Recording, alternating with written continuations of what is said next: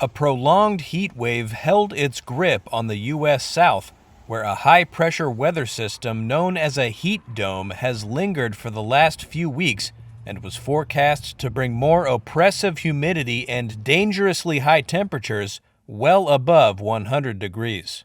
The National Weather Service said on Tuesday that some 62 million Americans in central Arizona, across Texas and the Deep South, and into Florida's Panhandle were under excessive heat watches, warnings, and advisories that were expected to last until the 4th of July.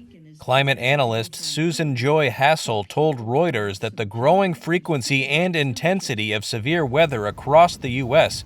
is symptomatic of human-driven climate change. Human-caused warming has made heat waves, heat domes like this hotter, more frequent, longer lasting, and covering larger areas. This is really important because heat is the deadliest kind of extreme weather in the United States. As we're seeing right now in the U.S. South, nighttime temperatures are really high. And nighttime temperatures are increasing even faster than the daytime temperatures. This is especially bad for our health, as very warm nights interfere with our body's ability to recover from the hot days. And this is especially a problem as heat waves are lasting longer.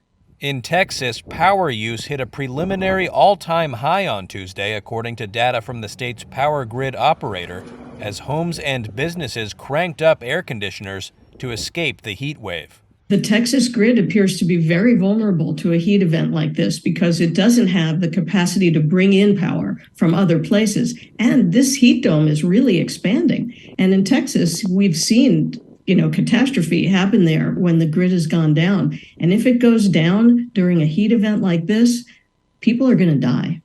At a homeless encampment in Houston, outreach case manager Ray Walker, who works for the faith-based nonprofit Star of Hope, said he's been passing out more cold water than usual. Out here in this heat and out living in the outdoors, water is extremely important. We have had to ramp up and giving more water out because of this heat. It can be very difficult out here in the elements. Every year there's people that actually pass away from the heat. Lori Wilburn lives at the encampment. The heat is getting just unbearable.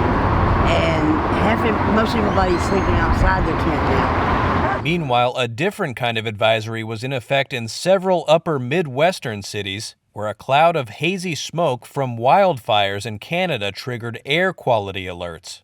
In Chicago, the third largest city in the country, children, the elderly, and people with respiratory diseases were being cautioned to stay indoors because of the smoke. IQ Air, a website that tracks pollution, said Chicago had the worst air quality of any large city in the world.